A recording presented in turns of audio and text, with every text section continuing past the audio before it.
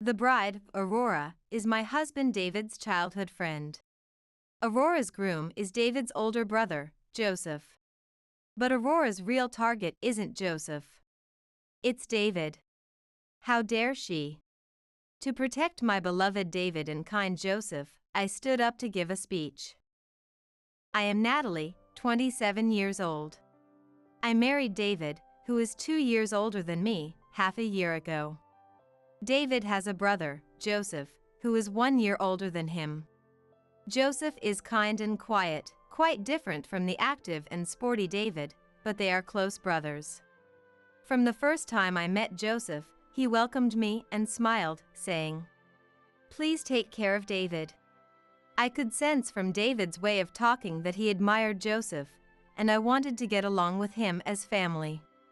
We chose an apartment a little away from my in-laws' house as our new home. We have a good relationship with my father-in-law, Elijah, and my mother-in-law, Ellie, who occasionally come to visit. Our married life was going well. One thing that puzzled me was that David rarely wanted to visit his parents' house. When meeting Elijah and Ellie, we would usually meet outside or invite them to our home. One day, when we were out, "Shall we drop by my in-laws' house to deliver this souvenir?" I suggested. "I'm tired today, let's invite them over another time," David said. Despite the harmonious family relationships, I found it odd. One day, we received the good news that Joseph was getting married. "Wow, that's great! I didn't know he had a partner." "Yeah, Joseph hasn't had a girlfriend for years, so it's surprising that he's suddenly getting married. He said he would come and talk about it." Maybe he just hadn't mentioned that he had a girlfriend? "Yeah, Joseph is shy, so that could be possible." A few days later, on a day off, the video intercom rang. "This is Aurora, Joseph's wife. I came to greet you." "Huh? Oh, yes." Without suspicion, I opened the entrance. Although there was no appointment, I thought Joseph and Aurora had come to greet us. "Natalie, who is it? It seems like Joseph and Aurora have come." "What? I didn't hear anything about it." When I opened the door, there was a woman standing alone. Without greeting me, she rushed in and ran up to David. "Oh, David! I finally found you." "What?" I was stunned. "Aurora! How did you find this place?" David seemed genuinely shocked. The woman called Aurora turned to glare at me. "So, you're the woman who married David? I finally found you. What trick did you use?" "Excuse me? Who are you, suddenly barging in like this?" "I'm the most important person to him. In other words, we've been like that since forever." "What?" I looked at him in disbelief, but he remained silent with an expression that couldn't hide his discomfort. "I'll never accept or forgive the fact that you married him. I'll be the one by his side for life." "Enough! It has nothing to do with you who I marry." I felt a mix of shock and relief. This woman, Aurora, didn't seem to be David's ex-girlfriend or mistress. But didn't she introduce herself as Joseph's wife? "Just leave." "Why?" "David, you're happy to finally see me, right?" "Happy? Of course not." "You're just embarrassed." "You lied about being Joseph's wife to get in here, didn't you? How did you know Joseph got married?" "It's not a lie. I married Joseph. I found this address from mail addressed to him." "Stop lying." "I'm not lying. So now I can always be with you too." David was speechless. He looked like he was in despair. "If that's true, you should have come with Joseph." "Huh?" I thought the same. "Well, Joseph is busy today." "Just go. If it's true, I'll meet you when Joseph introduces you." David, we finally met after so long. David, not giving her a chance to argue, somehow managed to push the shouting Aurora out. The video intercom rang a few more times after that, but we ignored it. Once things had calmed down, David explained Aurora to me. He said that she had been a childhood friend since their parents' homes were close, and they used to play together as kids in preschool. However, as they grew up, her persistence became more noticeable. She had been obsessively attached to David and his brothers, especially to David, who was the same age as her. She would come to pick him up in the morning and after school, and on holidays, she would barge into their house uninvited. When they got mobile phones, she would register his number without permission and check his texts and call history. He found it so annoying that he started to hurry home and hang out with his male friends outside. As a high schooler, David, who was tall and athletic, became popular with the opposite sex. But every time he got a girlfriend, Aurora would interfere. She'd say things like, "David can't do anything without me, or I'll come to your room tonight," in front of my girlfriend. I've never let her into my room, though. Wow, that's intense! She'd ambush me both in the morning and after school. If I talked to her even a little, she'd twist everything to her advantage. It got to the point where I felt scared. But was there something that made her think that way? Like, did you ever tell her you liked her when you were kids? No, never. I swear, not even once. She got this delusion from watching anime about being the heroine fought over by twin friends. Except in our case, it's brothers, not twins. So unlike fiction, that never happened in reality. Seriously, she's not normal. I ignored her texts and calls, but she was so persistent that I had to change my phone number. Wow, that's tough! I couldn't change the fact that our parents' homes were close, so I chose a distant university to get away from that demon. So, the reason you don't want to go to your parents' house is because of her? Yeah. I never wanted to see her again, and I didn't want to drag you into it, so I kept quiet. I'm sorry. It's okay, I understand now. But do you think it's true that she married Joseph? No way! The idea of her becoming my SIL is a nightmare. But it wasn't a nightmare, it was reality. We were formally introduced to Aurora as Joseph's wife at my in-laws' house. David and I were both shocked, and David's face showed it, but we couldn't cause a scene at the announcement of happy news. When I saw her again, I was surprised to hear she was marrying Joseph. Ellie said calmly. Aurora responded enthusiastically. Ellie, I look forward to your continued support. I've known Joseph and David since forever, so I understand them better than anyone. You can leave it to me. She then gave me a triumphant smile. Aurora, David has Natalie now. Joseph gently reminded her. They said they started dating after reconnecting 3 months ago, but did Joseph not know Aurora's true nature? A few days later, when I returned home from work, I found Aurora standing in front of the house. What? You came home first? I came to see David. Hello, Aurora. Do you need something from my husband? Don't call him your husband. Huh? Ugh, I can't stand it. I was supposed to be David's wife. What do you mean by that? I'm telling you, David and I have always had that kind of relationship. That's just your delusion, isn't it? You're wrong. You don't know anything. I've always supported David. I woke him up in the morning, helped him with his homework, cheered for him at sports events. It's because of me that David is who he is today. What, are you his mom or something? She talks as if she raised him, conveniently omitting the fact that they lost touch during university. This isn't going to be easy, just as David warned me. I need to handle this carefully. Then why haven't you ever dated David? We don't need to put it into words, our hearts have always been connected.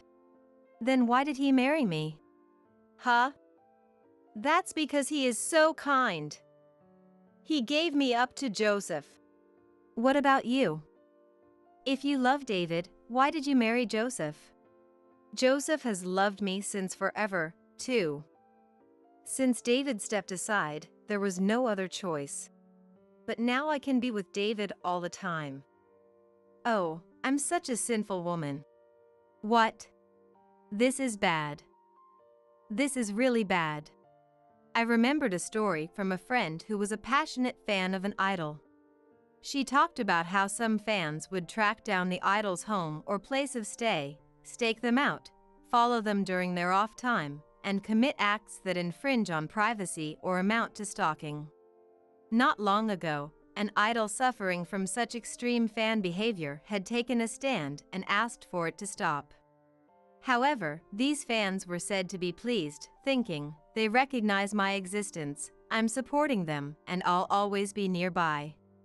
This delusional, uncommunicative woman in front of me is exactly that. In any case, David isn't here, so please leave. Well, fine. If we live nearby, we can meet anytime. Huh? I'm looking for a new place around here.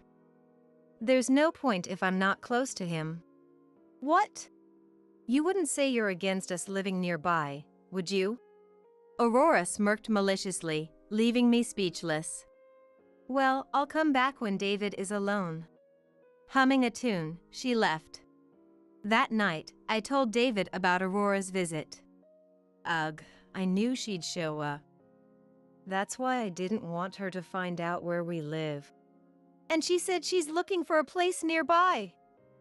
Why did Joseph marry her? Joseph has always been quiet and easily pushed around, but even I thought this sudden marriage was weird, so I talked to him about it. Is that why you were late today? Yeah. Actually. What? What he told me shocked me. That sounds suspicious, doesn't it?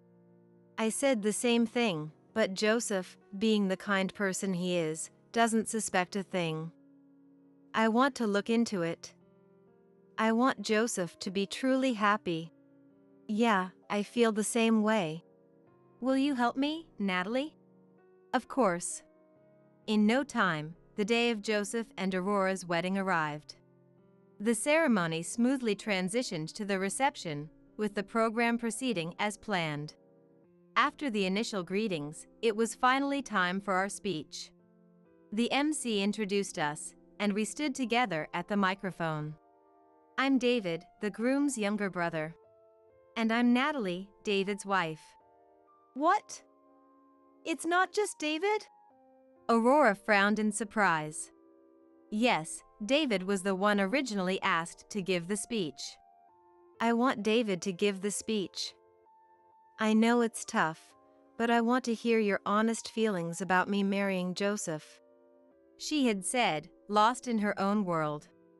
David had a reason for agreeing to what he would normally have refused. David, the groom's younger brother, and his wife, Natalie. I introduced ourselves again, making sure everyone knew our relationship, then looked at Aurora. Oh? Aurora, where's the usual? What? Aurora's voice slipped out in surprise. You know, the usual. Every time you see me, you say, "You're not David's wife, I am." Wait. Aurora panicked. She said this to me countless times. That she has a deep, long-standing relationship with my David. What? What do you mean? The room began to buzz with whispers. David started to speak. Aurora and I have been friends since childhood, but I swear we never had that kind of relationship. Until recently, when she said she was marrying Joseph, I hadn't seen her for years. And the moment we met again, she started telling Natalie these lies about our relationship. What are you saying, David? You're making it sound like I was taken from you by Joseph. Is this some sort of skit? Aurora tried to play it off, her voice strained with effort. Aurora, why did you marry Joseph? What do you mean? Because I love him, of course. I'm sorry, David. But we can still be close as family. You love Joseph? Really? Of course I do. If that were true, we could have celebrated your marriage. What? But I can't forgive you for deceiving kind-hearted Joseph into this marriage. What? Deceiving? What are you talking about? The reason you got married was because you got pregnant, right? Wait, you know? Yes, that's right. How many months along are you? You don't seem to have any morning sickness. My question made Aurora visibly uneasy. Well, it ended in disappointment. These things happen, right? How cruel to bring up something so sad on a joyous occasion. Aurora started pretending to cry, glaring at me. You don't feel sad. You were never pregnant to begin with. What? Aurora froze. Joseph, standing next to her, looked shocked. What does she mean? Joseph, don't listen to her. She's lying. I told you I was pregnant, didn't I? Yeah, that's why I decided to marry you. Exactly. But then, right after we got married, you said the pregnancy ended in disappointment. Isn't that right, Joseph? Yeah. Joseph replied hesitantly, and David spoke up. It was all a lie. She was never pregnant. What? David, what are you saying? Even if you're upset. Aurora started to panic as Joseph looked on in surprise. I pressed the button on a voice recorder. A voice began to play, a conversation between Aurora and another woman. In that case, I'll marry Joseph. That's the older brother, right? Yeah. I finally managed to bump into him. We've had a few drinks together, but he's a lightweight, so next time I'll get him drunk and take him to a hotel. If I tell him I'm pregnant, he'll definitely marry me. Whoa, isn't that going too far? You like the younger brother, don't you? But I don't mind Joseph. He's kind and does whatever I say. Once I marry Joseph, David will realize his love for me and come to take me away. I can't wait. The shocking content of Aurora's delighted voice made the room go cold. Why? How? Aurora's face went pale as she shouted, and Joseph stared at her with a serious expression. Aurora, what does this mean? The recording continued. So, what happened? Just as planned. I told him with teary eyes that I was pregnant, and he panicked, saying he'd take responsibility. He's such a nice guy. Are you really going to marry him? Yes. Now I can be with David forever, openly. Gentle Joseph and assertive David fighting over me, the girl they've both loved since childhood. Isn't it perfect? As everyone stood in stunned silence, David glared at Aurora with a frightening expression. You really are a terrible person. Doing this to Joseph, who means so much to me, I'll never forgive you. What? Aurora was pale and trembling. How did you get that recording? Your friend said you sometimes talk about dangerous things, so she recorded several conversations just in case she ever needed them. I responded calmly. What? This makes me the victim. Is that so? You had an affair with that friend's boyfriend before, didn't you? That's when they started recording you. Aurora's face turned even paler at David's words. Wah! Did David ask me about my friend just to? I also heard a recording where you bragged about your ongoing affair with a married boss. Wah! Aurora's voice trembled with even more surprise. I was stupid to think I could build a family with you just because you said you were pregnant. Stop it! Stop it already! Joseph, David, you're both crazy. Why are you bullying me? The one who's crazy is you. David cut her off bluntly. What? This is all David's fault. You've always liked me, so why did you marry that woman? I've never liked you. Not even once. Joseph added coldly. You'll have to take full responsibility for what you've done. I'm Joseph's wife, right? Joseph will forgive me, right? Don't be ridiculous.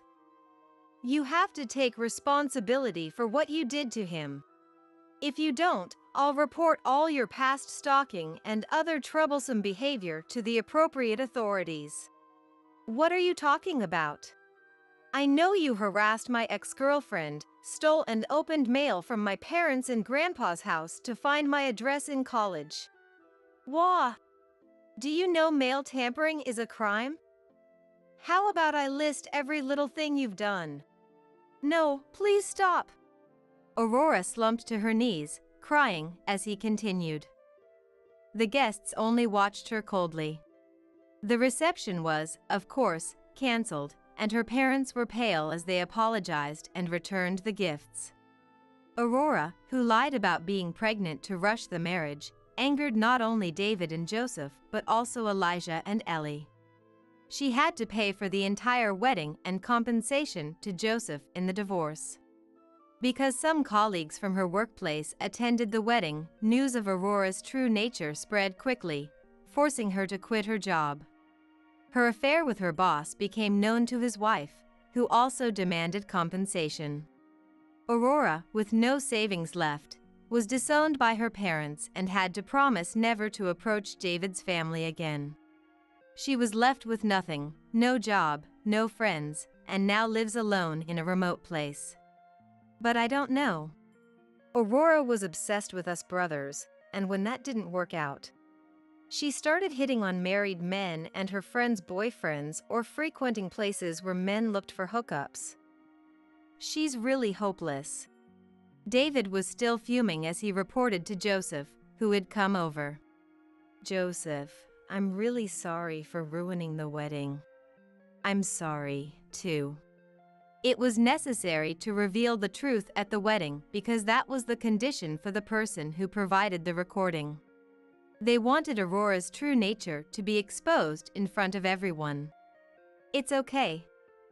Looking back, I should have sensed something was off when Aurora showed no sadness.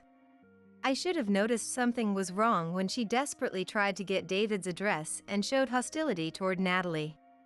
If you'd talked to us before getting married, Joseph wouldn't have to go through a divorce.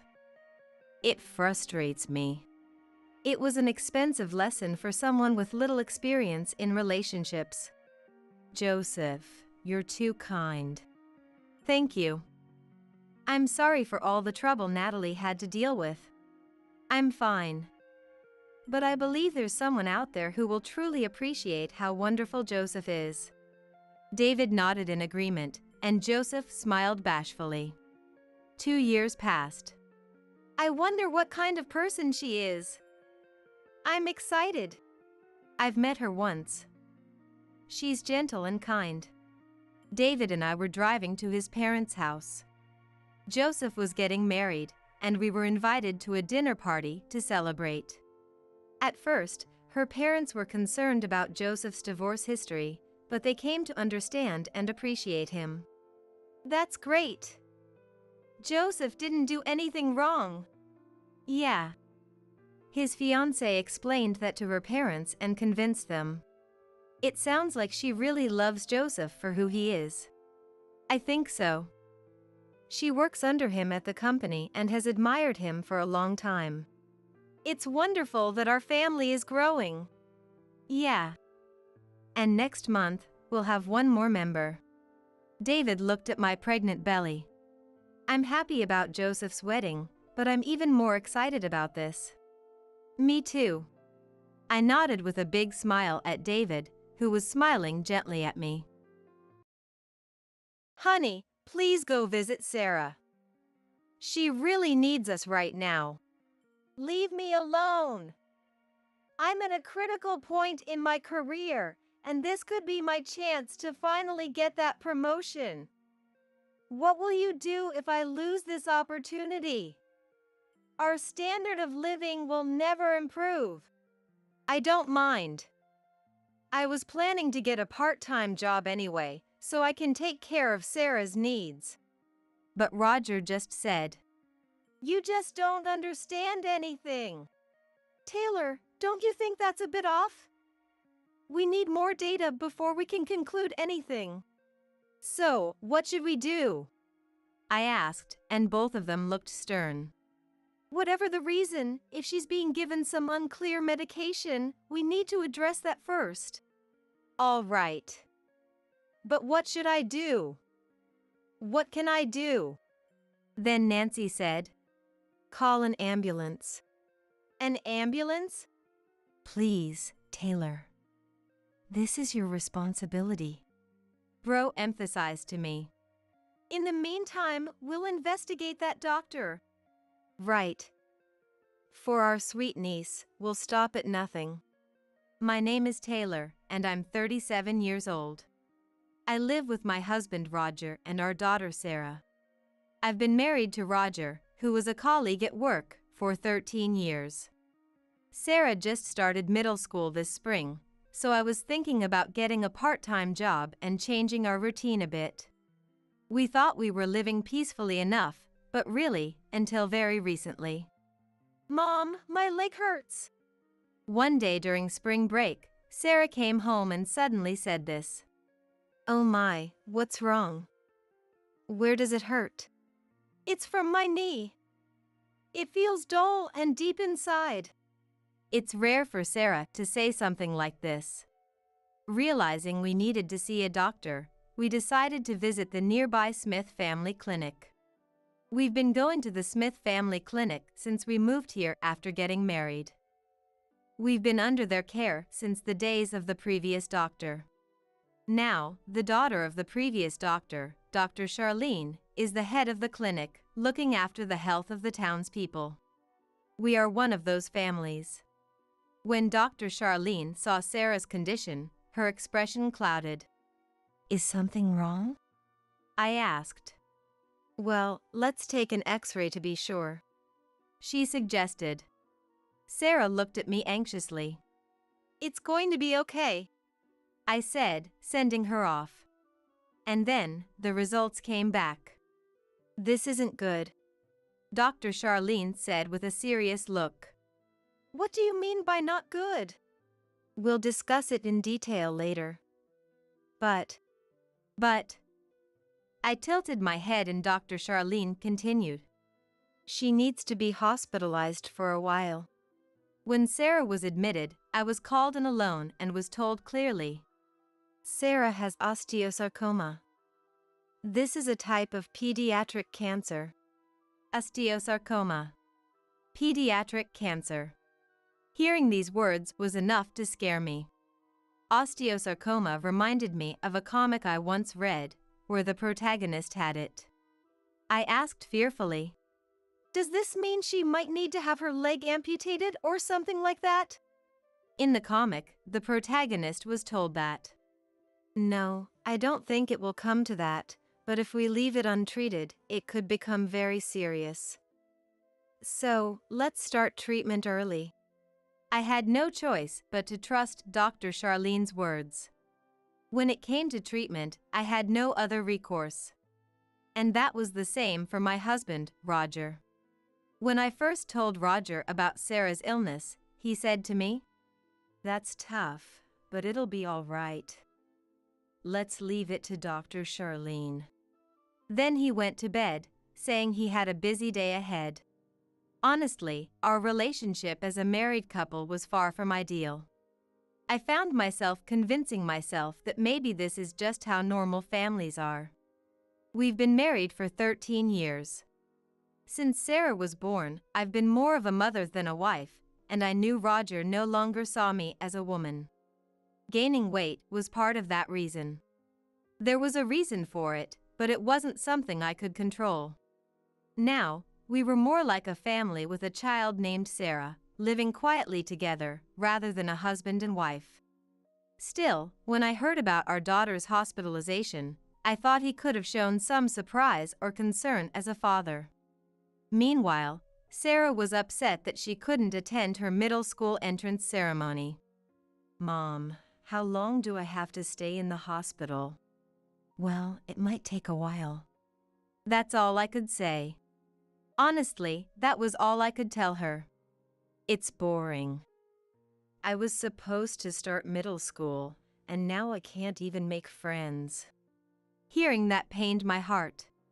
Sarah had planned to join a sports club and have fun in middle school, but her school life had stumbled right from the start.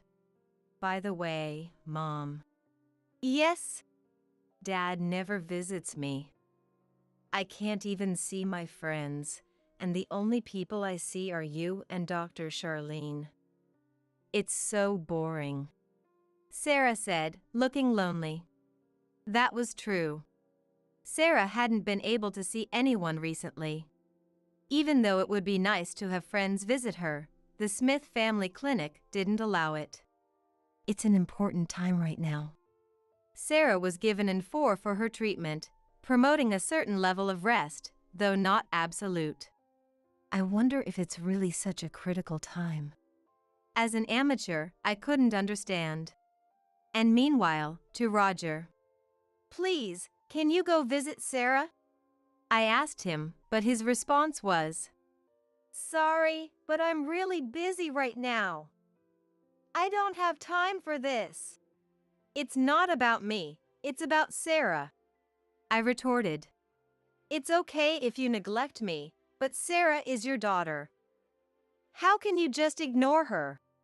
"Stop it. Right now, I'm at a crucial point where I might get a promotion. If I miss this chance, what will you do? Our life will remain stagnant." "I don't mind that. I was planning to start a part-time job, and we can think about Sarah's future together." But Roger said, "You don't understand anything," ending the conversation. "You don't understand anything," was one of Roger's habitual phrases towards me. He had always said that. Our relationship had been shaky since we started dating at work, and his attitude shifted when I introduced him to my brother while considering marriage. I lost my parents in a car accident when I was in high school. Since then, my older brother Melville has been like a guardian to me. By the way, my brother is a veteran nurse. It had been his dream for a long time to become a strong male nurse who could handle jobs that might be difficult for female nurses. And his wife, my sister-in-law Nancy, is a little older than my brother. To outsiders, they might seem like an unusual couple, but I've always thought they were perfect for each other. And they truly look so happy together.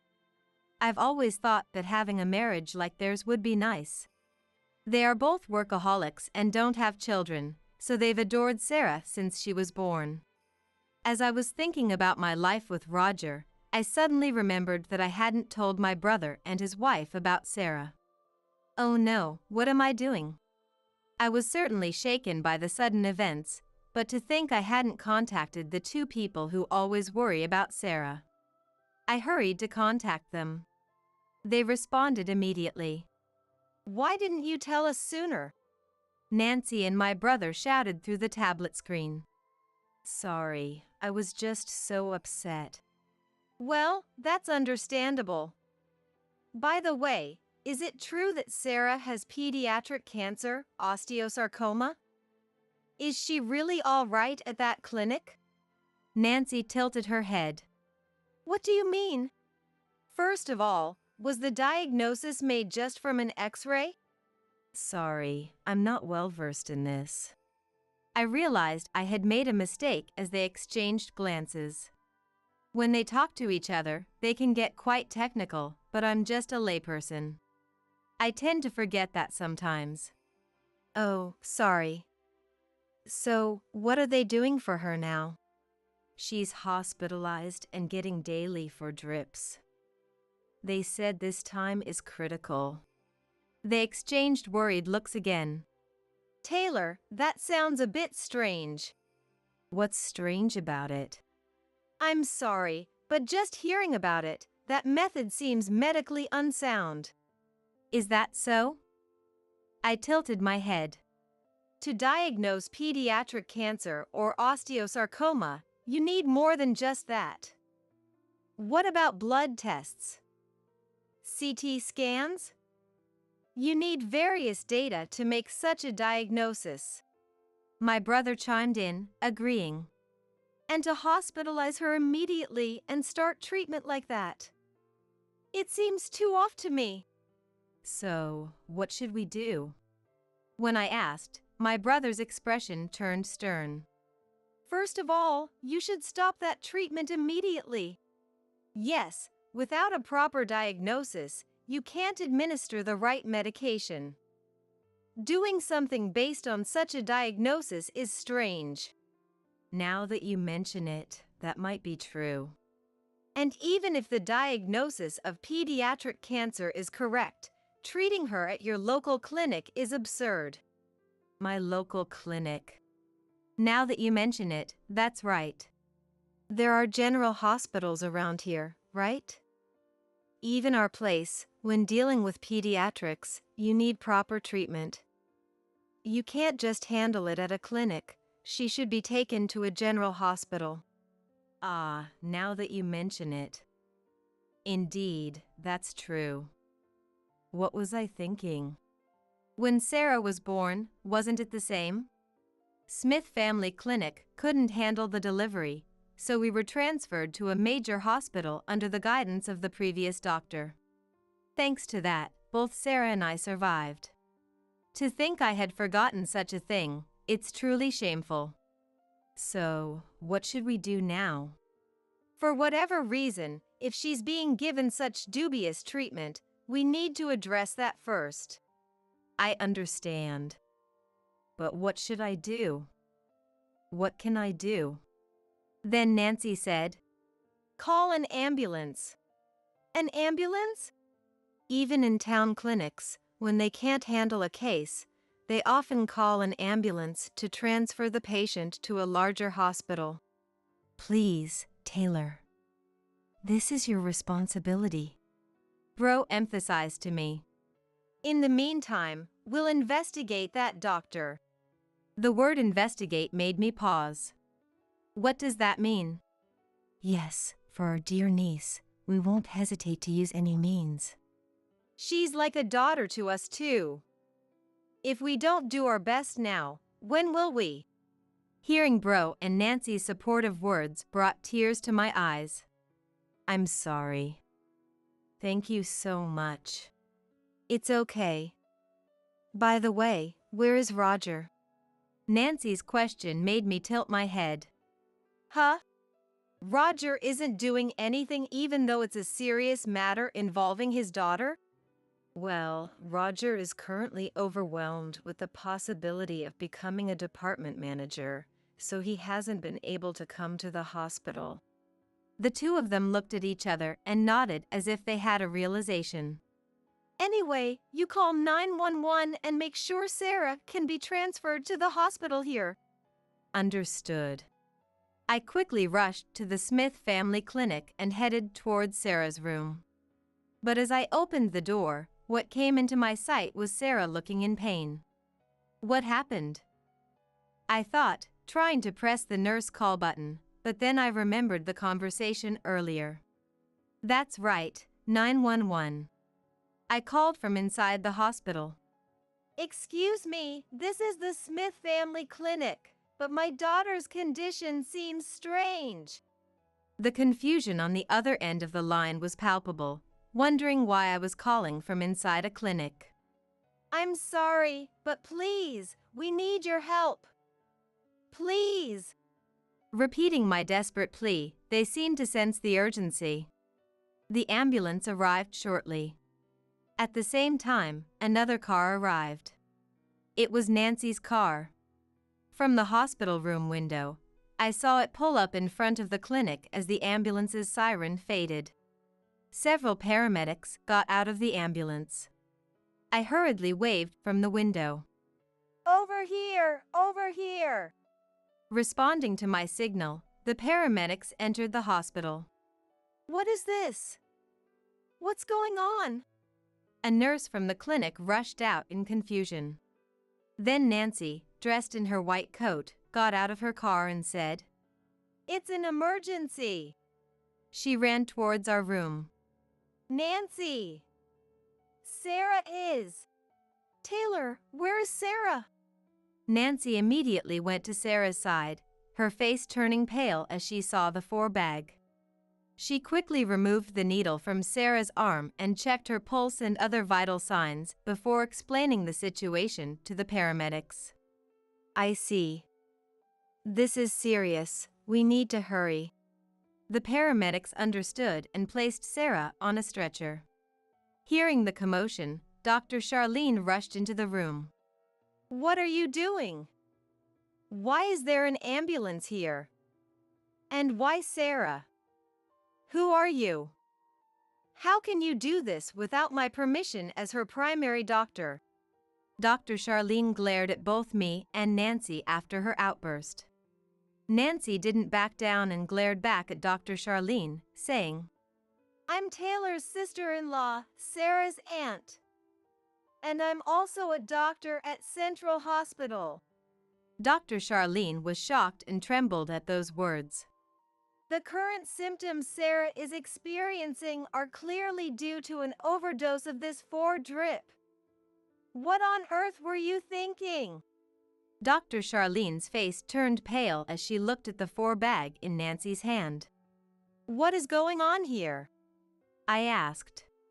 Well, at the very least, we can guess why Sarah is showing these symptoms now. Anyway, we should head to Central Hospital. All right. And you? Nancy pointed at Dr. Charlene. I have some serious questions for you later. Prepare yourself, because you've done this to my precious niece. Then, I heard Dr. Charlene click her tongue. It was the first time I'd seen her act this way. Let's hurry, Nancy said, and I quickly followed everyone as we left the scene. However, as I passed by Dr. Charlene, I clearly heard her mutter. Useless people like her, managing to get support like this. It was a low, resentful voice. I never imagined she felt this way about me. Come on, let's go, Nancy said, and I got into the car. When we finally arrived at Central Hospital's emergency room, Sarah was promptly treated, and her previously lifeless condition quickly improved. Why on earth was she given such a large dose of this stuff? The paramedics and doctors were stunned as they examined the 4-bag that had been brought in with Sarah. It was a type of infusion used in treatment, but not something administered in a single day. Right after being admitted? So instead of helping her recover, she was hospitalized to worsen her condition? Each incredulous comment from the surrounding doctors shocked me further. So Dr. Charlene, but why? She was supposed to have been taking good care of her. When I explained that Sarah had been admitted for a suspected osteosarcoma, the doctors quickly conducted tests. However, the doctor who performed the CT scan looked alarmed. Osteosarcoma? That's nonsense. This is just arthritis. Ridiculous. How could such a basic misdiagnosis be made? The emergency room doctor was furious. Is it really that simple to distinguish between the two? I wondered in amazement. No, it's not that straightforward. It's impossible for a layperson to judge. Dr. Charlene must have used that to deceive me. Anyway, we have a private room available in our hospital, so let's monitor her closely until she recovers. When Bro said this, A private room? I was surprised. It's okay. It's available now, and will cover the costs. I had my concerns, but Sarah's life was more important. That night, I set up a cot in the private room to stay with Sarah. Thanks to the treatment, Sarah regained consciousness and was frightened, wanting me to stay with her. I resolved to stay by her side, not knowing what might happen next. Later that night, it was after Sarah had fallen asleep. As I began to drift off, I heard footsteps in the hallway outside. I immediately woke up but pretended to be asleep. Then, I heard the door to the room open. Someone was approaching quietly. I thought I could finally do something for that person. It was Dr. Charlene's voice. If it comes to this. I heard the sound of rummaging through a bag. Then she took out a small vial and a syringe. I readied myself to act and watched closely. Dr. Charlene opened the vial and drew some liquid into the syringe. Then, as Dr. Charlene tried to grab Sarah's arm, What are you doing? I sprang up and lunged at Dr. Charlene, pinning her down. With a startled cry, bottles and syringes scattered across the floor. Heavy. It's suffocating. Were you awake? I'm not just awake. Get off me, you're too heavy. My weight was almost 1.5 times that of Dr. Charlene, if not double. Struggling as she was, Dr. Charlene couldn't move at all. Amid our commotion, Sarah woke up and cried out in shock. What's happening? Why? I turned to Sarah and said, Sarah, call the nurse. Got it. Sarah said as she frantically pressed the call button over and over. Soon, we could hear the sound of footsteps approaching from the nurse's station on that floor. The door opened and the lights came on. What on earth is going on here? It was Bro who spoke. Then, we heard Dr. Charlene click her tongue again. Taylor, well done. Bro said as he strapped Dr. Charlene's hands and feet with bands. She can't move now. Picking up the medicine bottle she had dropped, Bro's face twisted with anger. What were you planning to do with my niece's life? Bro's anger was palpable. Because you were going to take her away from our clinic, I wanted to make things easier for her, to make it less painful somehow. Because of that, I had to act quickly. Act quickly? That means... The ambiguity of her words made my imagination run wild with fear. Seeing my reaction, Bro spelled it out. In other words, this person was planning to take Sarah's life, despite being a doctor. Suddenly, I felt like I couldn't breathe. What were you? Dr. Charlene, what were you going to do to me? Sarah cried out, her voice trembling with tears. Then, the door opened again. Nancy. And someone else was behind her. Oh, so she finally showed up. Finally? I figured if I did this, she would come directly. That's why we moved her to a private room. We didn't want to disturb the other patients. And then, Nancy gestured for the person behind her to enter. We hastily investigated, but it didn't take long to get the answer. Right, Roger? I didn't understand why Roger was there. What is this, Melville, Nancy? Why call me at this hour? Oh, Roger, it's too late. They figured out everything we did. What? Charlene, why are you here? And why are you in such a state? It seemed that Roger had just noticed Dr. Charlene, who was now bound and lying on the floor. Roger? Charlene? You two call each other by first names? I screamed as Bro held me back. Oh, right. Sarah was listening. It's okay, Mom. Sarah shouted. If we're going to do this, I want to know everything. After all, the reason I'm here, the reason I suffered, the reason I couldn't attend middle school immediately, It's all because of Dad and Dr. Charlene, isn't it? Sarah, you're very perceptive.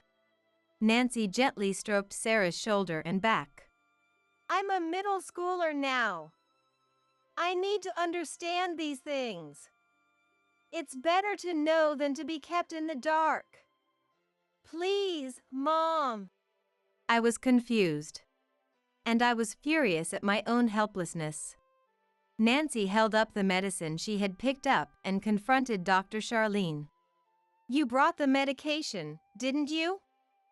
You must have known what would happen to this child's body if injected at this concentration, Nancy said, her hands gloved in latex. Of course, it was for evidence preservation. Someone's here to see you.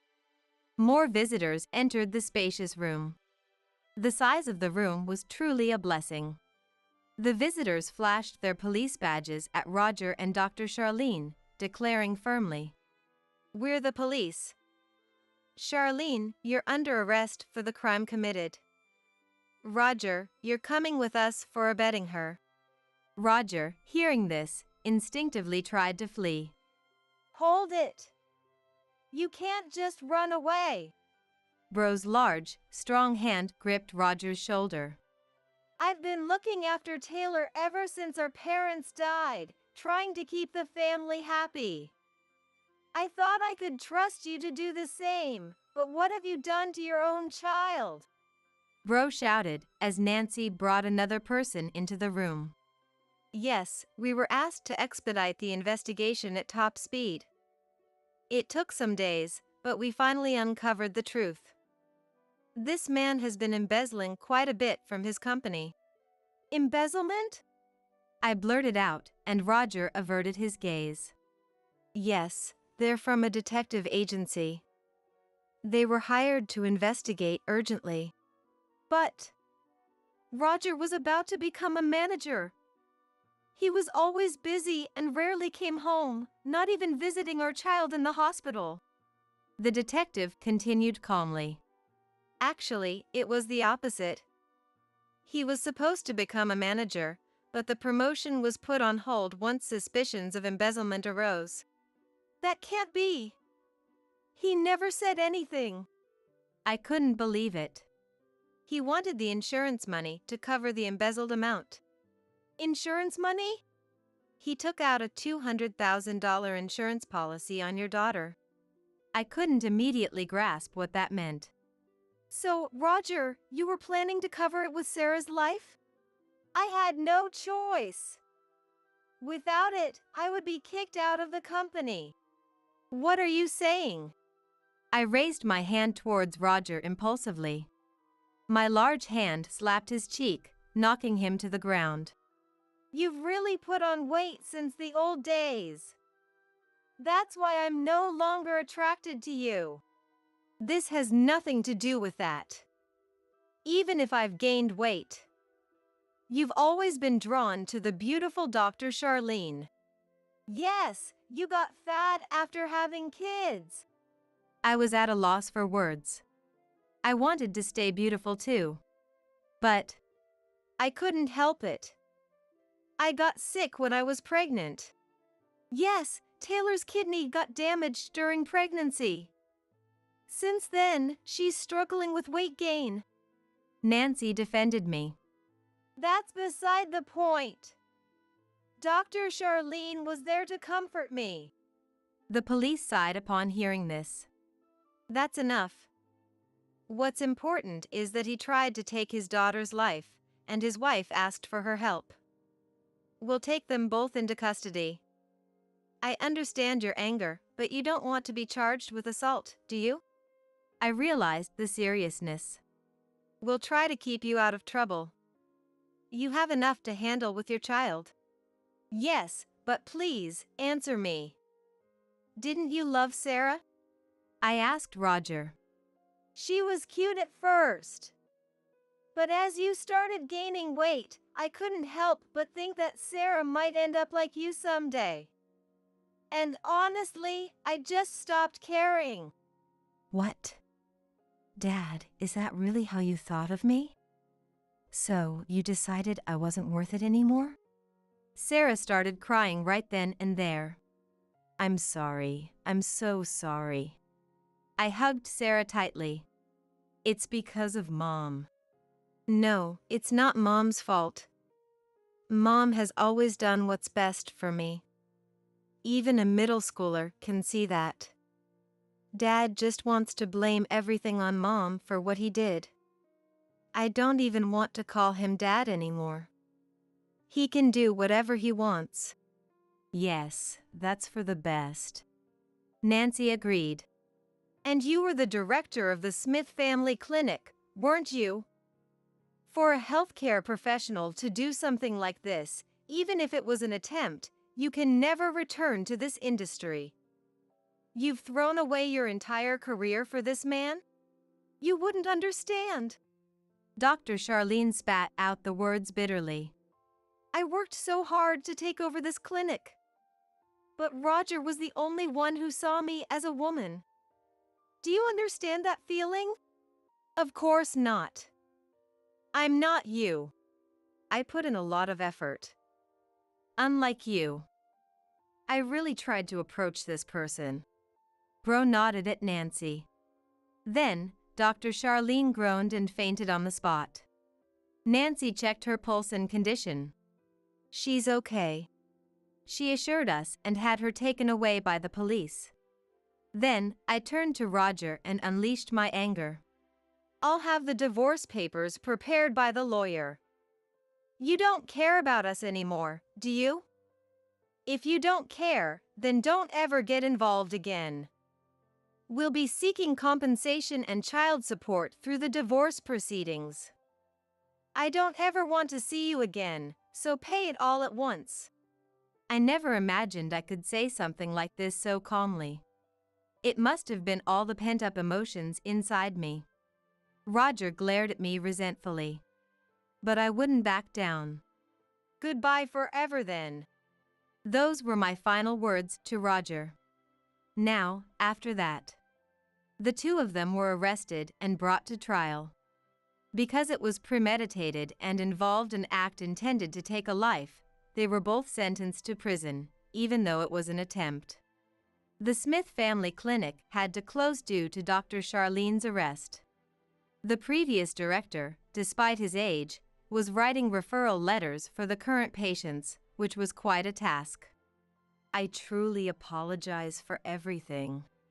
No, the former director has always been good to us. How did things end up like this? I said. Maybe my expectations were too high. The previous director said with a sad voice. I felt bad about receiving the compensation, but the former director made sure it was all paid. It will be hard for the two of you from now on. Since I'm closing the clinic, selling the equipment should bring in some money, he said kindly. Roger was also prosecuted. Since he wasn't the direct perpetrator but an instigator, he complained that a prison sentence was too harsh. Unfortunately, the law considers instigation a serious crime too. He was sentenced to prison as well.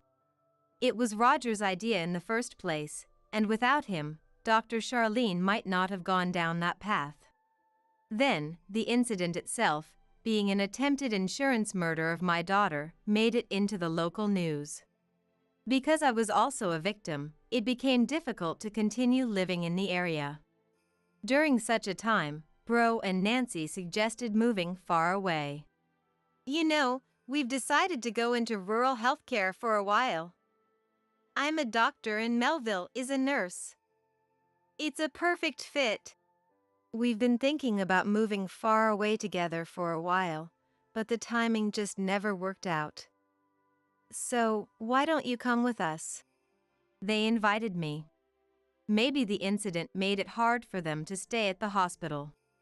But they didn't mention it, which showed their kindness. So, I decided to take them up on their offer. After a while, we moved to another state. Even though it was rural, it was the kind of place where you could drive for an hour to get to a shopping mall. Basically, the town's clinic had no successor, and there was a period without a doctor. If you drove, you could reach a hospital, but having a local place you could rely on was important. Not everyone can drive, especially the elderly population. So, having a clinic within walking distance was greatly appreciated. Thinking about it, the Smith family clinic, the town's doctor, must have caused trouble for the community because of what Dr. Charlene did. When Bro and his wife settled in the new town's clinic, I was hired as an office worker. At first, they said they couldn't pay much because I lacked experience, but that didn't matter. After a work gap, I was just thankful to be able to do such a job part-time. With the divorce settlement money and child support, I could support my daughter. By the way, Sarah's health returned to normal, and she suddenly grew taller. Apparently, the arthritis was related to growing pains. I couldn't believe someone would exploit such a thing. Nowadays, she's thriving in sports in this sparsely populated area. I hope to live peacefully with Bro and his wife and my daughter as a new family from now on. For my husband Stephen's 60th birthday celebration, our daughter, Lorraine, made a reservation at a high-end French restaurant. I went to the hair salon and wore a dress that Stephen had given me as a gift before. I also had Stephen's suit cleaned and prepared a present for him. It's been years since we've been to such a fancy French restaurant. I felt giddy and excited, forgetting our age for a moment. On the day of the celebration, I arrived early and decided to kill time at a nearby cafe. While I was sipping on a hot lemon tea alone, Lorraine joined me after finishing work. As we chatted, it was 30 minutes before our reservation when Stephen called. I'm stuck at work and won't make it. I'll cancel the reservation. Wait a minute, can't you ask to delay it a bit? When will you be done? Another time, okay? I'm busy, gotta go. Even though he was busy, this was too sudden. Lorraine had gone through the trouble of making the reservation, and I had been looking forward to it so much. Seeing my disappointment, Lorraine stood up with a smile. If he canceled it now, there's still time. I've always wanted to try that place. They should be preparing since it's 30 minutes before. Let's go. You're right. After all, you made the reservation for us. With a change of heart, I looked forward to having a last date with my daughter before she got married. When we arrived at the restaurant, we found out that no cancellation had been made and someone else had already arrived under Stephen's name. Seeing the person's back, I called Stephen. I'm still at work. I'm busy. I canceled the restaurant. Is that so? Sorry. By the way, you like that red wine, don't you?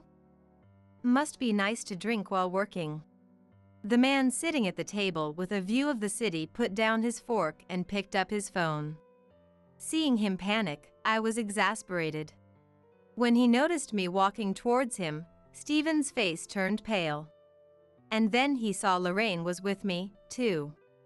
My name is Hilray, 55 years old. I live with my husband, Stephen, and our daughter, Lorraine. I met Stephen when I was a college student, participating in a volunteer group. He was already a working adult and 5 years older than me, kind and dependable, so I quickly fell for him. We had several chances to go out together, and I confessed my feelings to him. After that, we dated smoothly. Before I graduated from college, he proposed to me at a restaurant on Christmas. And we decided to apply for a marriage license after I graduated. On my graduation day, he gave me a bouquet, saying, "It's the classic gift." It was a memory that our friends teased us about, but now it's a fond memory. After Lorraine was born, Stephen was dedicated and proactive in parenting, being a great father and husband. He never missed a school play, open house, or sports day, and we worked together as a team in raising Lorraine. Thanks to that, Lorraine grew up to be a kind and considerate person. After graduating from college, Lorraine has been working as a respectable company employee. And happily, she has met a wonderful person and is planning to have a wedding soon. With Lorraine getting married and Steven reaching his 60th birthday this year, I felt a sense of relief. Why don't you go on a date to celebrate Dad's 60th birthday? Lorraine had made a reservation at a high-end French restaurant, which usually had a waiting list for months. We planned to have dinner there 3 months later. It might be the first time since the Christmas when Steven proposed that we've gone to such a fancy French restaurant. I had the dress that Steven gave me for my birthday cleaned and even made an appointment at the hair salon. I thought I might be overdoing it since it wasn't even my celebration, but I justified it by saying, I need to dress appropriately for such a high-end French restaurant. I also had Steven's suit and shirt cleaned. You had my suit cleaned? Then I'll wear that green tie. The green tie was a gift from Lorraine, bought with her first paycheck. Even after more than 10 years, he always wore that tie for important occasions, saying it gave him confidence. A few days later, I went to lunch to discuss Lorraine's wedding preparations. I asked Rosie to give the friend speech. Mom, it's been a while since you've seen Rosie, right? Do you remember her? Of course, I remember her. But it's been years since we've met. She must be a wonderful grown woman now. Absolutely, we're both 32 now. She's a fine lady. We reminisced about Rosie from middle school, remembering how she would say things like, "You're saying that about yourself?" Rosie was Lorraine's best friend, a bit shy and very cute. She often came over to our house during the school days, and we had many sleepovers at each other's homes. Even though she visited less often after becoming an adult, we still went on trips and had meals together, staying as close as ever. She's like another daughter to us. I'm looking forward to seeing her. How is she doing? Well, she's fine, but... Lorraine's response was somewhat vague. Upon asking, it seemed Rosie was in a not-so-great relationship. I hope she meets someone better at my wedding. Lorraine laughed as she said this, but I could see she was genuinely worried. The mood turned a bit somber. So I shifted the topic back to Lorraine's wedding by showing her photos of several cocktail dresses she tried on recently. The wedding dress remained a secret, saved for the big day. I was sure I'd be in tears both when I put on her veil and when I walked her down the aisle with Steven. 3 months passed, and today was Steven's 60th birthday celebration. I had secretly prepared a present for Steven. It was a DSLR camera he had wanted for a long time. Steven's dream after retiring was to travel around the country with the camera. Dad says he wants to date all over America and take lots of photos. You two are really close. Remembering this, I bought the camera with some excitement. Since I had Lorraine when I was young, we hadn't traveled much. Thinking Steven remembered all the places I mentioned wanting to visit, I suppressed a grin as I went out to pick up the camera. I got my hair done at the salon, picked up the camera, and planned to meet Steven in front of the restaurant after his work. I finished my errands earlier than expected and had quite some time until our meeting time. It's been a long time since I had a date at a high-end French restaurant, so I was feeling a bit nervous. To calm myself down, I decided to enter a nearby cafe and ordered a hot lemon tea. As I slowly drank my tea, I received a message from Lorraine. You're on your date soon, right? Let me know how it goes. I'm heading home now. Yes, but I arrived early, so I'm killing time at a cafe. Oh, really? If you're near the restaurant, should I join you for a bit? Since she happened to be passing by after work, we decided to meet and chat until the reservation time. By the time Lorraine arrived, my tea had cooled down a bit. Wow, Mom, your hairstyle is cute. And that dress looks great on you. The hairstyle I requested at the salon, calm and elegant, seemed to be a hit. Lorraine, in her work suit, sat down and ordered an iced coffee. Our reservation is at 7 p.m., right? We still have some time. I hope Dad doesn't get caught up at work. He'll be happy to come since you made the reservation, Lorraine. As I checked my smartphone to see when Stephen might arrive, I got a call from him. Sorry, I can't make it because of overtime. That was all he said. He had known about this for 3 months, and he tells me just 30 minutes before the meeting time? What time will you finish? Even if you're a bit late, the restaurant may adjust the course time. I had many things to say, but arguing wouldn't help. Stephen was the guest of honor today. What time will you be done? Should I ask if they can push back the course start time? I don't know. I'll call to cancel. Another time, okay? Sorry, but I'm busy, so I have to go. Lorraine had gone through the trouble of making this reservation, and now he had to work overtime on such an important day.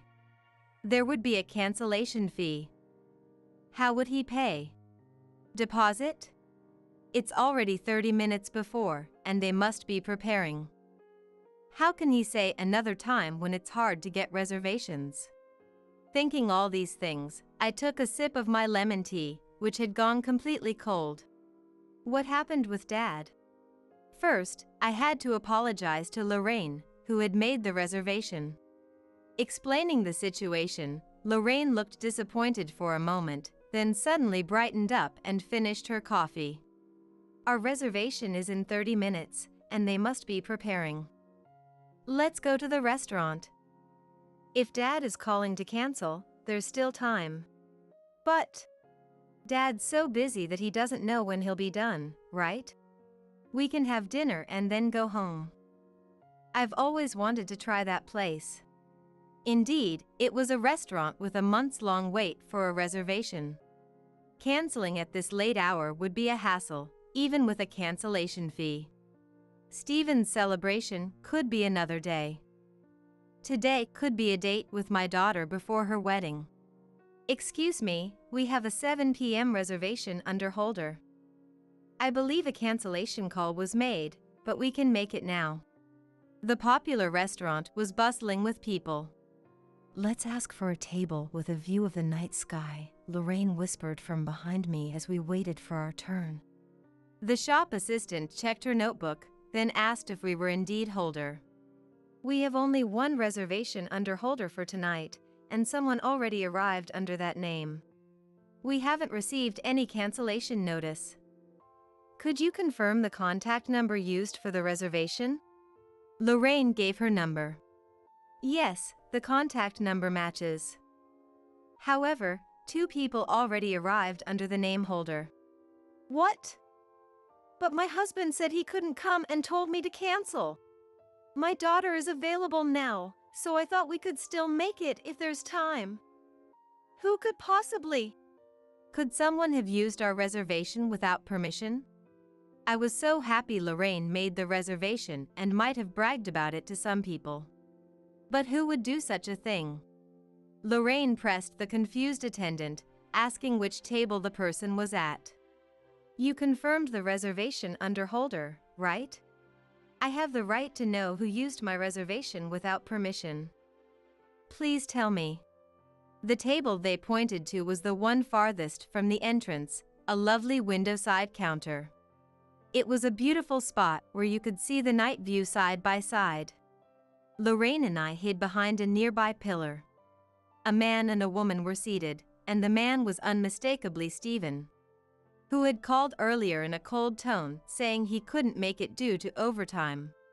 The woman's face was hidden, but she looked much younger than Stephen. I couldn't comprehend or didn't want to comprehend the situation. Stephen, who lied about working overtime and canceling, was here with a woman at the restaurant my daughter had reserved for his birthday celebration. I was sad, but the fact that Stephen would do such a thing at a restaurant my daughter had thoughtfully reserved made me furious. Most painfully, Lorraine realized that the man sitting next to her was Steven. Hoping it was a mistake, I called him. "Hey, are you still working overtime?"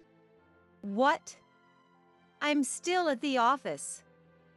I told you, I don't know when I'll finish, I'm busy. I have to go." When I called Steven, the man at the counter put down his fork and answered his phone. "Sorry to bother you while you're busy. By the way, Steven, you do love that red wine. Must be nice to drink on the job." Steven quickly pulled the phone away from his ear and looked around. As he frantically scanned the room, I walked toward him, thinking, if he's this panicked, he shouldn't be doing this. Lorraine followed me, and when Steven saw us, his face turned pale. The woman had her head down, her face hidden. Steven stood up, trying to shield the woman from view. "Working in a place like this? Quite the job. Didn't you say you were at the office? When did your office become this fancy? And who is this woman? What are you doing here? When did your office become this fancy?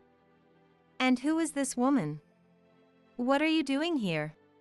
"Hilray, why are you here?" I just finished work. I was taking a break. I wanted to thank her for helping with my overtime." "You said you were at the office on the phone, just 10 minutes ago.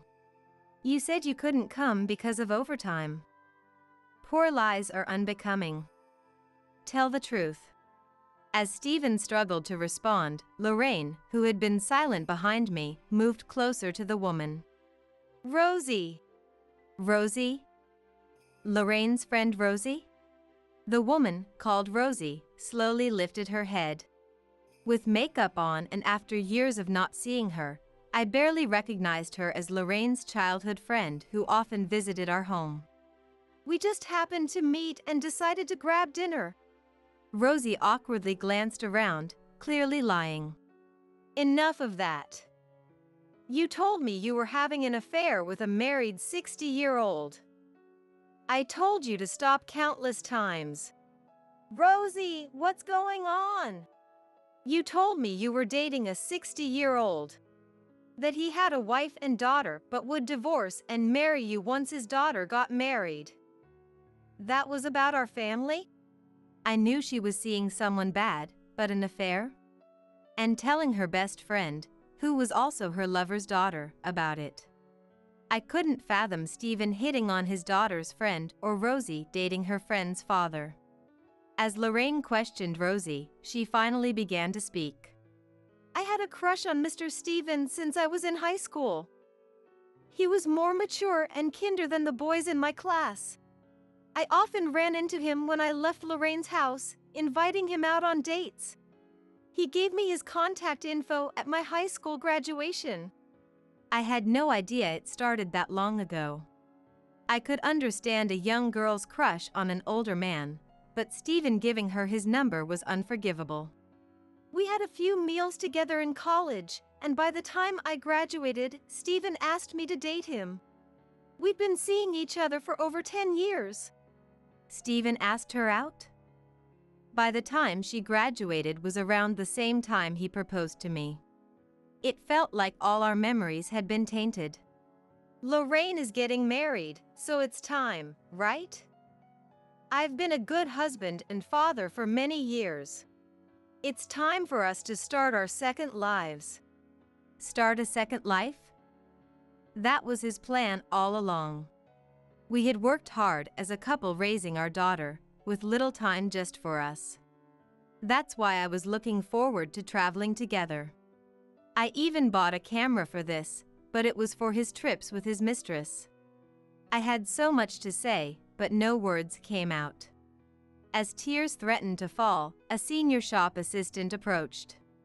"Please, you're disturbing the other guests." Only then did I remember we were in a restaurant. "We'll talk later. Lorraine and I are leaving. Steven, don't come home tonight." As Lorraine pulled me away, I caught a glimpse of Rosie looking smug. Later, we arranged a meeting with Steven, Rosie, and her parents. I'm truly, truly sorry. When the door opened, Rosie's parents bowed deeply, almost touching the ground. Nice to see you again. Our daughter has done a terrible thing. We are so sorry. In the living room, facing me were Rosie and her parents, with Stephen sitting between us. We've been friends with Lorraine for so long, and now we've betrayed you. We're deeply sorry. We had no idea she felt this way since school. We are also responsible. They bowed again. Meanwhile, Stephen and Rosie looked emotionless, as if they did nothing wrong. It's not just Rosie's fault. Stephen is equally to blame for reciprocating her feelings. You don't need to bow anymore. Why are you apologizing? We didn't do anything wrong. Rosie! Stephen was clearly in the wrong, dating a high school student and proposing a relationship while being married. I couldn't say Rosie wasn't at fault, but Stephen should have ended it when she was still a high school student. I wanted to think she was a victim in a way, but at 32, she should know better. Because I'm younger and prettier. Stephen only sees you as an old woman. He loves me more, can't you see? Rosie! Stop it! Rosie's mother banged on the table, raising her voice. If I'm an old woman, Stephen, who is 5 years older, must look even older. Love is blind. Stephen has loved me since I was a high school student. He gave me presents for Christmas and birthdays, always telling me how cute I was. That's right. Compared to high school Rosie, you're just an old woman. You're not as cute as you used to be. I won't spend my life with a housekeeper like you. You should be grateful I've supported a housekeeper I don't even love. The man I admired and fell in love with turned out to be this pathetic? Dating his daughter's friend, taking her affection seriously, and going out on dates. Wearing the suit I had cleaned and the tie our daughter gave him for these dates. I always thought he was a good father, someone I looked up to, and tried to stay attractive for him. This is pointless. Lorraine! I called toward the door connected to the bathroom, and Lorraine came out holding a voice recorder. Everything said here has been recorded. We will consult a lawyer and file for compensation for adultery. Stephen and Rosie turned pale at the mention of compensation for adultery. A lawyer? We've already consulted a lawyer, a friend of Lorraine's husband. We have the right to claim compensation for the years of infidelity. Hearing this, Rosie turned even paler and approached Lorraine. Hey, we're best friends, right? We've been close since junior high school for almost 20 years. And if I marry Stephen, I'll be Lorraine's mother. Asking me for divorce compensation is ridiculous. Lorraine, on the verge of tears but holding them back, glared at Rosie. Rosie, confused by her gaze, kept muttering. We're best friends, right? Yes, we've been best friends for nearly 20 years. Best friends. But how many of those years did you betray me and Mom? Rosie, you're the one in the wrong. Rosie's eyes darted around, then she moved closer to Stephen as if seeking protection from Lorraine, who kept advancing. Stephen, shielding Rosie, glared at Lorraine and yelled at me. A mere housekeeper asking for divorce compensation is absurd. Rosie will be Lorraine's mother. And if you want to demand divorce compensation, pay back all the money I've spent on you. Rosie will be Lorraine's mother? Don't be ridiculous. I am the only mother of Lorraine. Stephen, who cheated on me while wearing the tie Lorraine gave him, is no longer her father. This child is mine alone. No matter how it started, you two have been in an affair for years. You're the ones responsible for this divorce. You both will pay the divorce compensation. This child is mine alone. No matter how it started, you two have been in an affair for years. You're the ones responsible for this divorce. You both will pay the divorce compensation. Seeing no way to win, Stephen's face turned bright red. Rosie, now beyond pale, looked at her parents, probably hoping they would help. But they wouldn't even look at her. If you continue this relationship, you're no longer our daughter. Pay the divorce compensation yourself and get married or do whatever you want. Never come back to this house. Rosie, in a state of shock, couldn't believe her parents were abandoning her. Despite everything, she stayed by Stephen's side, making it clear they had no intention of ending their relationship. I had no intention of staying married to such a man, nor did I want Stephen acting like a father to Lorraine or pretending to be a friend. We'll handle the details through our lawyers, I said, as Rosie's parents dragged Stephen and Rosie out of the house. Through our lawyer, we demanded divorce compensation, but both refused, claiming they had done nothing wrong. When the case went to court, neither showed up on the day, and we were awarded the full amount of compensation. After the court contacted them, Stephen and Rosie bombarded me and Lorraine with calls and emails, which we ignored. We had no intention of accepting any apologies or reduced payments. They missed the court date, and I hadn't forgotten all the things they said during the confrontation.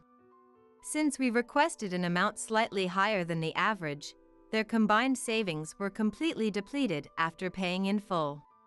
Rosie and Stephen were kicked out by their respective parents and ended up living in a small apartment with no one to turn to. Stephen's parents, being elderly, were shocked when he introduced Rosie, a girl young enough to be their granddaughter, as his new wife.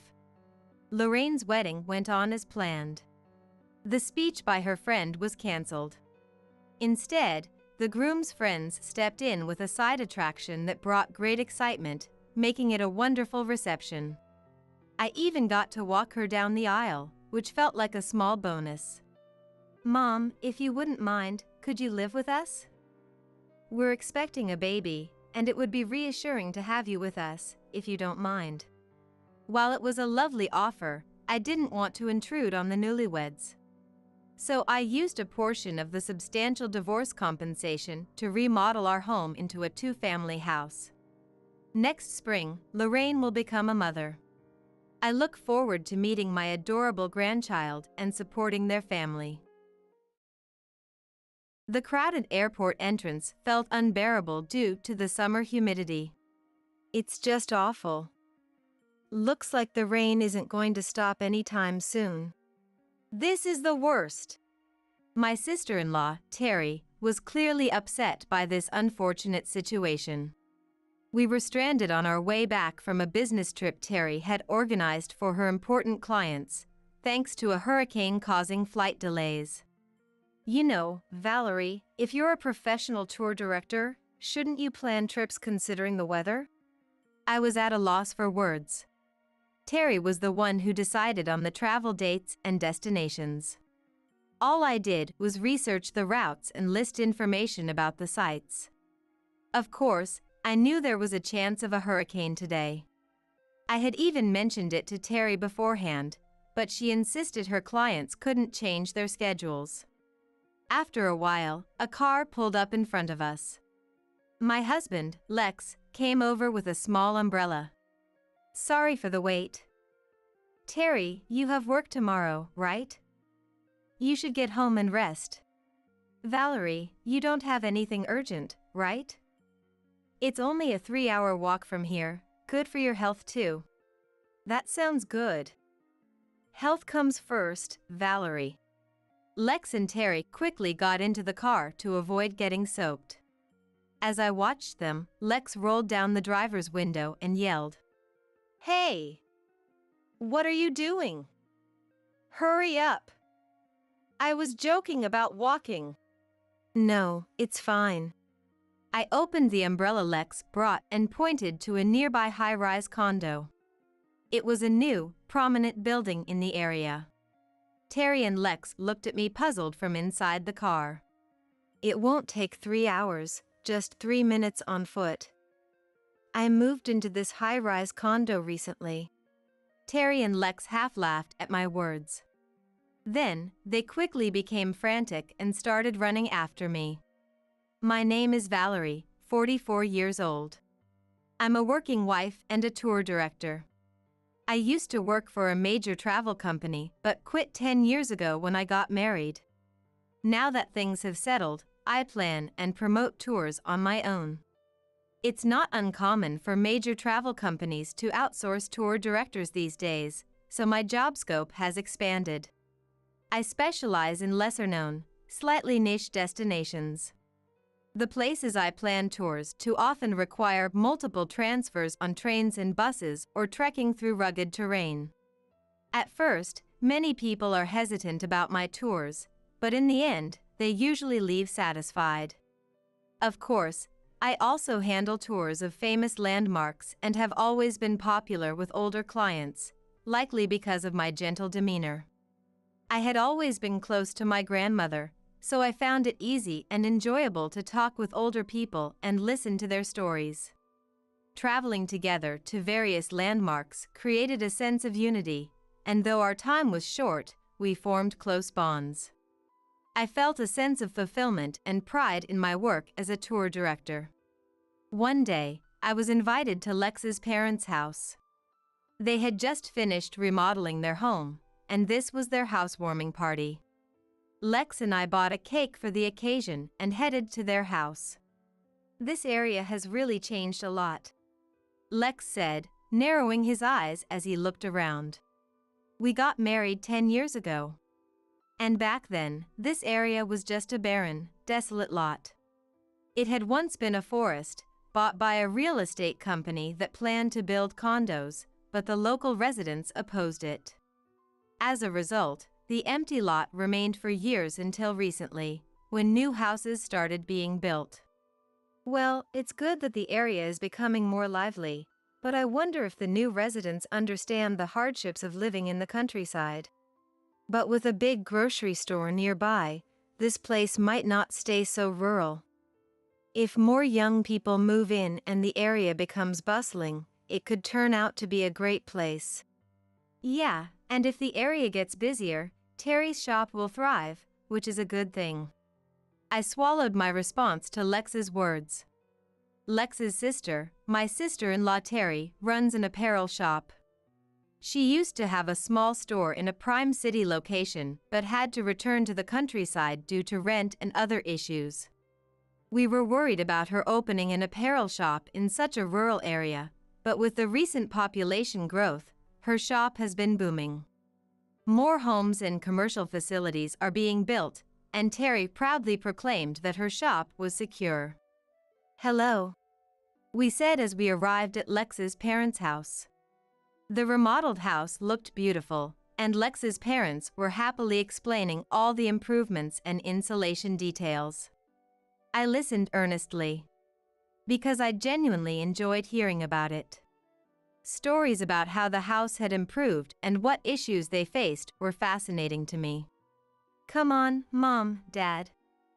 Valerie isn't interested in that stuff," Terry said, munching on snacks and drinking beer in the middle of the day. I smiled slightly and replied, "No, it's interesting." But Terry snorted and pointed at me. "Are you still working as a tour director, Valerie?" "Yes, I regularly get work from older people who are unsure about planning trips." "So, you're basically just catering to old folks?" "Don't use our parents as practice subjects." I exchanged glances with my parents-in-law and felt my shoulders slump slightly. Terry seemed to dislike me. More accurately, she looked down on me. She had always flaunted her talent for running her own store from a young age and had an occasionally condescending attitude that bothered me.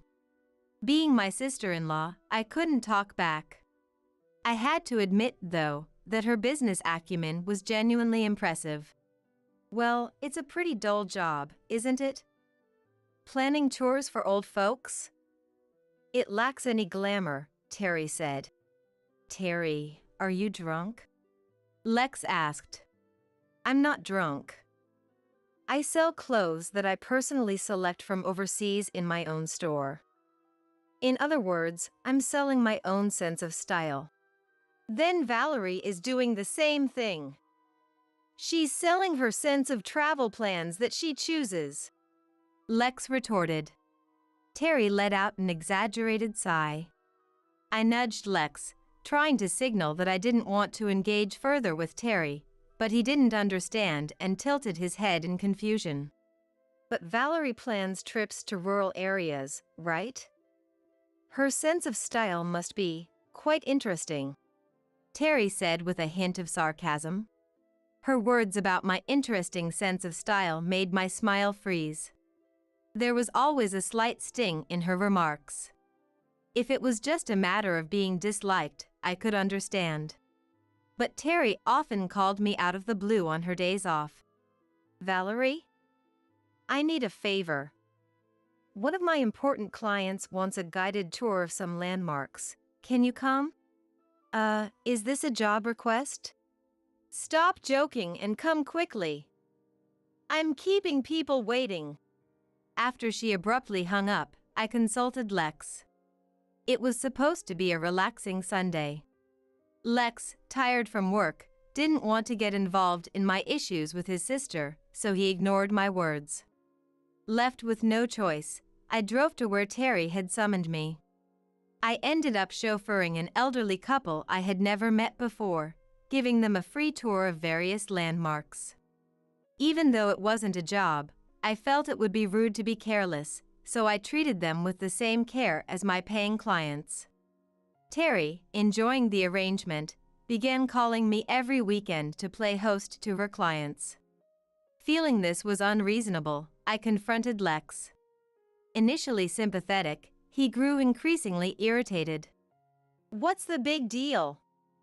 You hate doing favors for Terry that much? I'm a tour director by profession. If she's going to rely on my skills every week, she should at least hire me properly.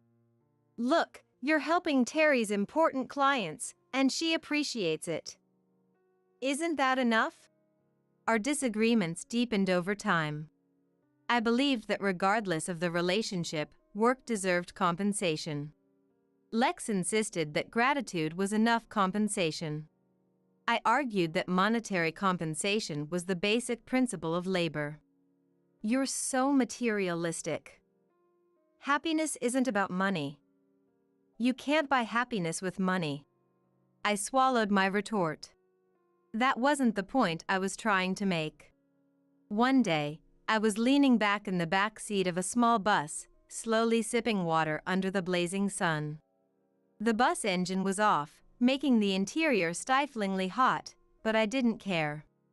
I gazed out at the high-rise condominiums. It was a stark contrast to the peaceful scenery I was used to, with skyscrapers lining the bustling urban landscape. I was invited by Terry to join her on a trip. And as expected, a large number of her regular customers gathered, treating me as the tour director. Terry had arranged for a small bus, but I was made to act as the guide, carry luggage, and handle various other tasks, leaving me exhausted.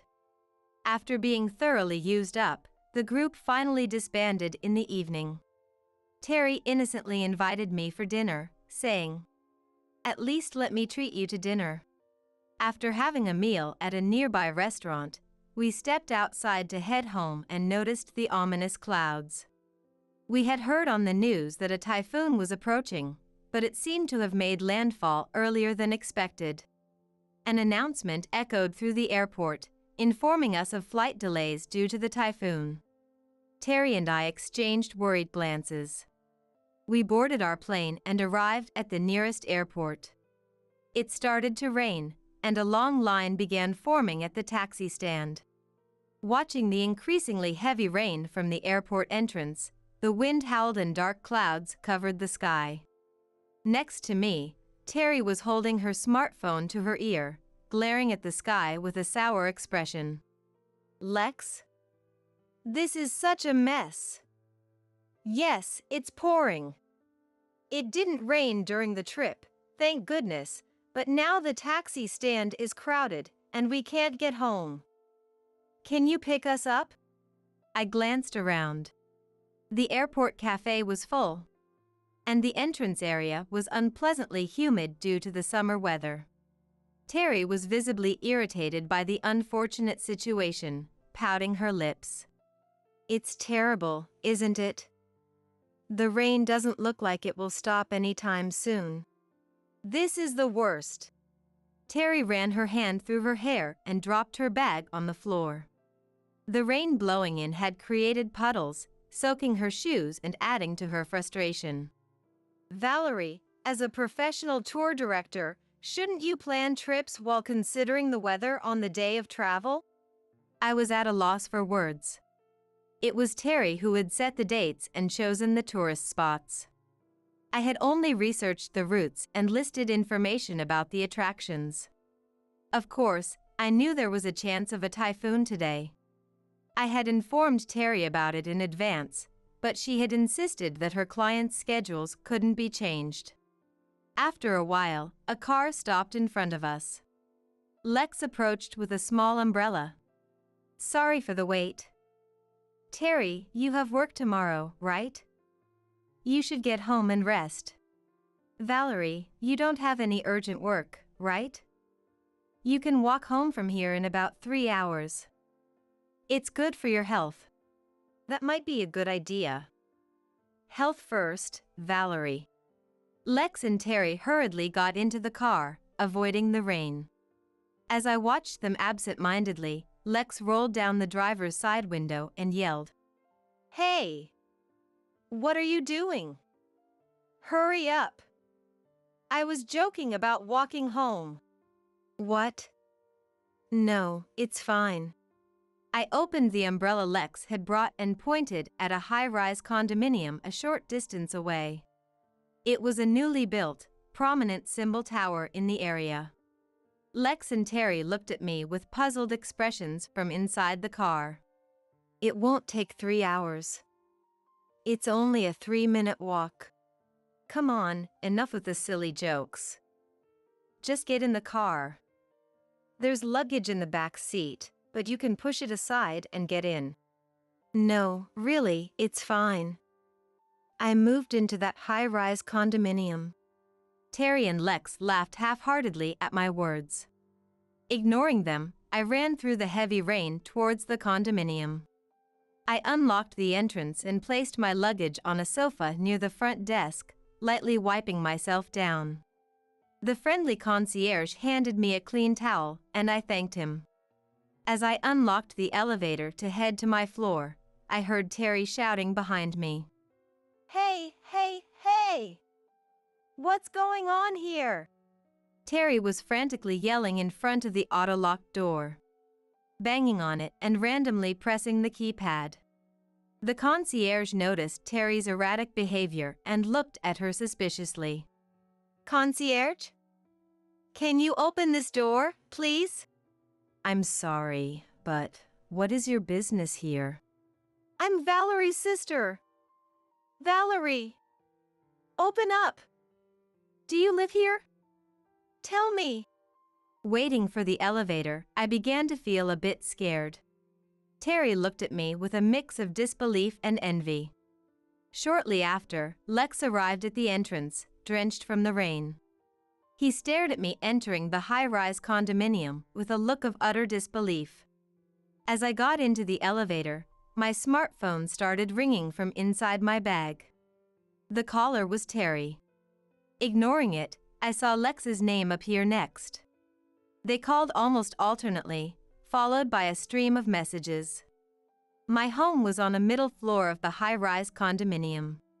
The apartment was still mostly unfurnished, with no curtains on the windows. Only the kitchen light bulb was installed, so I relied on its dim glow as I changed clothes in the semi-darkness. Without curtains, I could clearly see the dazzling night view. I imagined the kind of words that only successful people might say, looking at such a view. Among the regular clients for whom I served as a tour guide, there were quite a few wealthy individuals. I didn't know the details, but one of them had apparently made a fortune in real estate. He was particularly fond of my meticulous guiding and began a personal association with me. Through this relationship, I found myself mingling with people who could be called celebrities. They often said, almost in unison, that they had been busy with work when they were young and now wanted to enjoy traveling in their retirement. Word of mouth continued to bring in customers, and I was inundated with high-paying tour guide requests. The earnings were substantial, allowing me to stretch my finances a bit and move into a high-rise condominium. I stared at my smartphone for a while. Lex was calling persistently, so I reluctantly decided to answer. His voice on the other end was oddly gentle and coaxing. "Valerie? Why are you living in such a luxurious condominium? Where did you get the money? Have you forgotten something?" I began explaining in a polite tone, much like I did when working as a tour director. The reason I had moved into a high-rise condominium was simple. Lex and I were already divorced. A few months ago, Lex had handed me divorce papers, demanding that I sign them right in front of him. I spent days wondering how our relationship had deteriorated to this point. There was no significant issue between us, just small cracks that grew into a large chasm. Thinking back, it was Terry's constant exploitation of me to accompany her clients on their trips that dissatisfied me.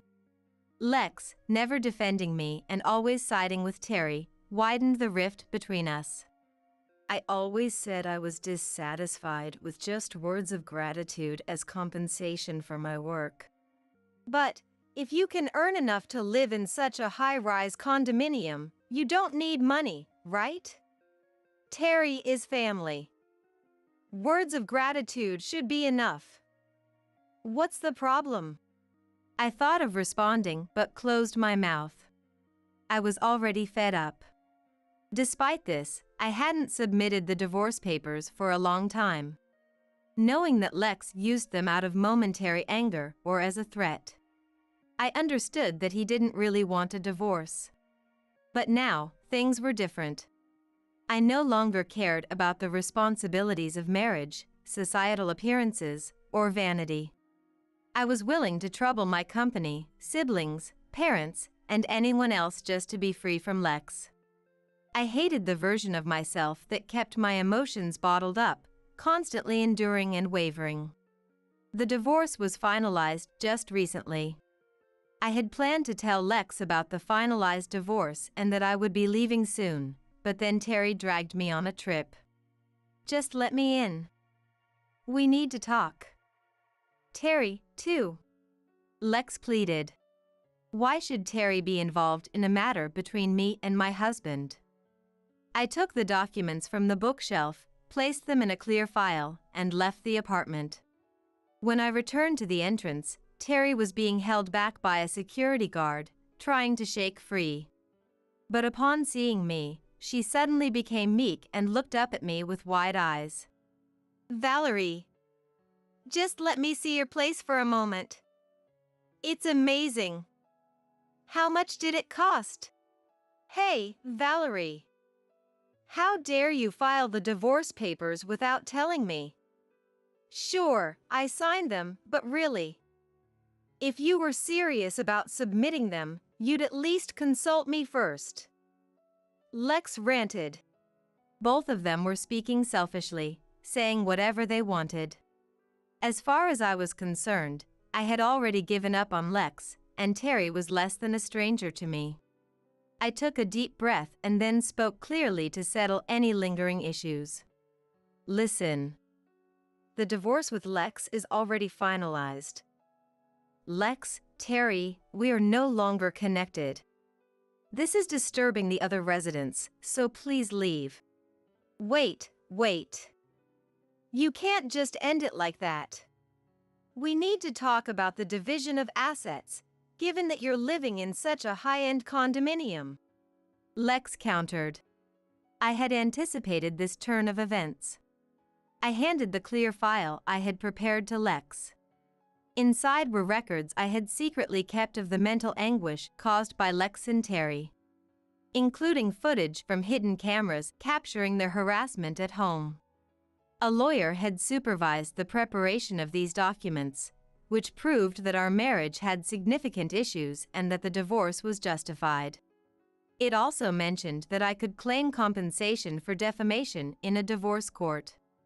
Lex stared at the documents in a daze as I spoke calmly. Those documents. They're just to show that a lawyer is on my side. I'm not actually going to claim compensation in a divorce court. But if I complain about the division of assets? I looked him in the eye and nodded slightly. Lex leaned against the entrance wall and sighed. The rain and wind were gradually calming down, but clouds still hung low in the night sky. Lex muttered, in a tiny voice. It was so quiet that it sounded to me like he regretted not siding with me instead of Terry. Lex, as a husband, you couldn't control Valerie properly. You were always taking Valerie's guide fees from me, Terry accused. What? I exclaimed involuntarily. Apparently, whenever I accompanied Terry as a tour guide, a few $100s were handed over to Lex. In other words, Lex had been secretly taking money while letting me be used by Terry. I had been exploited all along. Suddenly, something snapped inside me. It wasn't anger anymore, it felt like a sense of liberation. Fine, whatever. Divorce is none of my business, Terry said dismissively. Terry, there's something I wanted to talk to you about, I said, trying to keep my tone calm. Terry looked puzzled. She had often visited our house and once left behind a notebook that looked like a ledger. I hadn't understood the numbers written in it. But during my time as her tour guide, I had heard some strange rumors. I happened to meet a lady wearing a brand I know, and we started chatting. We got to talking about prices, and something felt off. I explained. The price she paid at Terry's select shop seemed exorbitantly high. Of course, as a private business, Terry was free to set her prices. But having been to her shop several times, I knew it didn't stock such high-end items. I thought maybe there was a mistake in pricing or misreported sales, which could be a serious issue. I continued. What do you mean? Terry asked, her voice rising. I reported it to the police. I told them about the hidden ledger you left at my house and the suspected tax evasion. At that, Terry lunged at me with a terrifying expression I had never seen before. She grabbed my clothes, trying to push me down, but the security guard quickly pulled her away. She continued to scream insults at me while struggling violently. Within minutes, the police arrived, having already been notified by the condominium security about the disturbance. The scene became chaotic. Terry thrashed and shouted at the officers and security guards, and Lex, trying to intervene, ended up getting slightly injured. In the end, both Terry and Lex were taken away by the police, leaving the entrance quiet once more. I apologized profusely to the concierge before returning to my apartment. I sat in the kitchen, staring at the soft glow of the light bulb. The next day, I focused on preparing for my new life. Terry was detained by the police under suspicion of tax evasion due to the hidden ledger. Lex was released shortly after but immediately called me, begging, Please, cancel the divorce. I ignored him. My feelings for Lex were completely gone. And nothing he said could change that. As a result of the investigation, it was found that Terry had been falsifying her sales records, leading to back taxes. The financial hit and loss of trust from the police involvement caused her shop to lose customers rapidly, and it closed within a few months. The additional taxes were substantial, plunging Terry into debt and destroying her reputation as a competent businesswoman. Life is frightening because it can suddenly take a turn for the worse like this. Lex, on the other hand, spread rumors at his workplace that I had divorced him as soon as I started earning enough to afford the high-rise condo. He said I was ungrateful, but Lex, who always complained, eventually became disliked and lost his standing at the company. Terry even stormed into Lex's company unannounced. She claimed that Lex couldn't properly discipline me, which is why my store went bankrupt. She rampaged through the office, making outrageous accusations. Lex eventually resigned to escape Terry, who came to the office every day begging for money. Now, he drifts from place to place, working odd jobs and living in poverty. Terry's resentment continues as she goes from one relative's house to another, gathering information in her relentless search for Lex. She is truly a terrifying person. Since then, I've turned my condominium into an office and officially started my business as a tour director. Originally, it wasn't fitting for me to live in such a luxurious condominium on my income alone. From the beginning, I planned to use the condominium as both my residence and office, targeting wealthy clients. The office's location needed to have a certain prestige. An elderly couple, who came to my office, is now chatting in the living room. We are about to discuss new travel plans with them. It's their first overseas trip. I will accompany them and guide them through various landmarks. This is my job. It's the best job, where I feel I shine the most, and I will continue to take pride in it and work hard.